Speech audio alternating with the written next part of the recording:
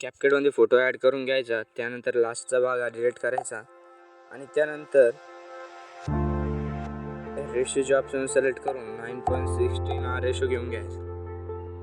त्यानंतर बॅक यायचं आणि बीटमार्कचा व्हिडिओ आहे तो ॲड करून घ्यायचा. ॲड ओव्हरमध्ये जाऊन हा व्हिडिओ आहे तो ॲड करून घ्यायचा. त्यानंतर याच्या खाली स्क्रोल करायचं आणि एक्स्ट्रॅक्ट ऑडिओमध्ये कन्वर्ट केल्यानंतर बॅक यायचं आणि फोटोची लेंथ ती सॉंगच्या शेवटपर्यंत अशी ओढून न्यायची. त्यानंतर बॅक यायचं आणि जिथं इथं बीट 1 आणि बीट 2 दिसेल तिथं फोटोला स्प्लिट करायचं. एकदम स्प्लिट मारून घेतो. त्यानंतर व्हिडिओ हा कंटिन्यू करतो. त्यानंतर अशा प्रकारे बीट मारल्या झाल्यानंतर बॅक यायचं आणि हा व्हिडिओ आहे तो डिलीट करायचा आणि त्यानंतर 2 नंबरच्या इमेजला क्लिक करून ॲनिमेशनमध्ये यायचं.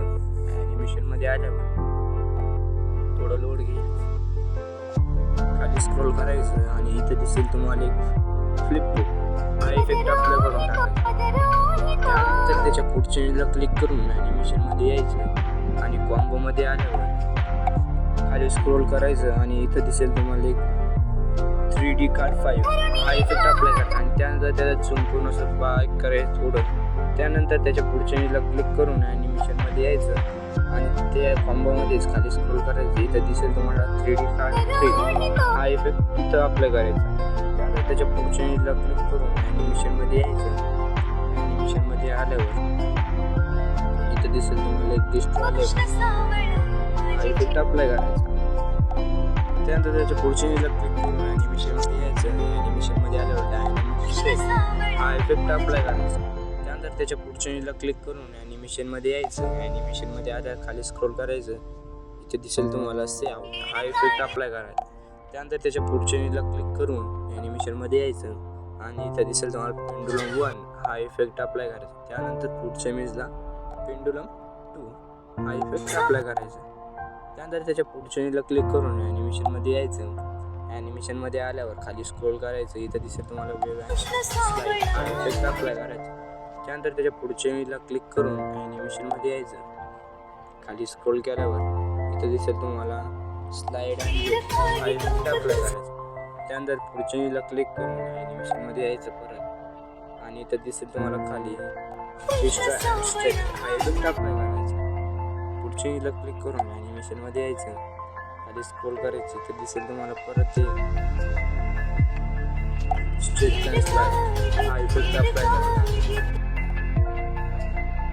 त्याची लेंथ शेवटपर्यंत अशी प्रॉपरपणे घ्यायची आणि स्टार्टिंगला यायचं. आपल्या स्टार्टिंगच्या फोटोला ॲनिमेशन करायचं आहे. ॲनिमेशनमध्ये असं आल्यावर इनमध्ये यायचं आणि दिसेल तुम्हाला क्लिक ओपन हा इफेक्ट अप्लाय करायचा.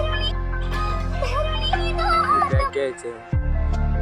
आता इथून आपल्याला जिथं इफेक्ट आपला स्ट्रेच अँड वेव हा अप्लाय झालेला आहे तिथं यायचं आणि इफेक्टमध्ये आल्यावर बॉडी इफेक्टमध्ये यायचं. खाली स्क्रोल करायचं. इथं दिसेल तुम्हाला फ्लिप बेट हा इफेक्ट अप्लाय करायचा. त्यानंतर ॲडजस्टमेंटमध्ये जाऊन फिल करायचं आणि त्यानंतर त्याची लेंथ इथपर्यंत अशी ठेवायची.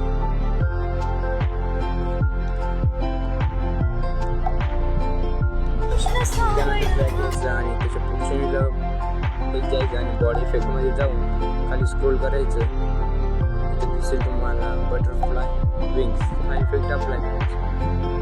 तो इथपर्यंत ठेवायचा. ॲडजस्टमेंटमध्ये जाऊन इथपर्यंत ठेवायचं. 45 आणि साईज ठेवायची 74. त्यानंतर बॅक यायचं. बॅक आल्यानंतर स्टार्टिंगला यायचं. जिथं आपलं डिस्ट्रॉय लेफ्ट हा इफेक्ट अप्लाय झालेला आहे तिथं यायचं आणि इफेक्टमध्ये आल्यावर व्हिडिओ इफेक्टमध्ये यायचं आणि इथं नाईट क्लबमध्ये आल्यावर खाली तुम्हाला दिसेल इथं एक शेक नावाचा इफेक्ट हा याला अप्लाय करायचा. त्याची लेंथ इथपर्यंतच ठेवायची. त्यानंतर बॅक यायचं आणि आपला व्हिडिओ हा रेडी झाला आहे. एक्सपोर्टच्या बटनवर क्लिक करून व्हिडिओ हा एक्सपोर्ट करून घ्यायचा आहे.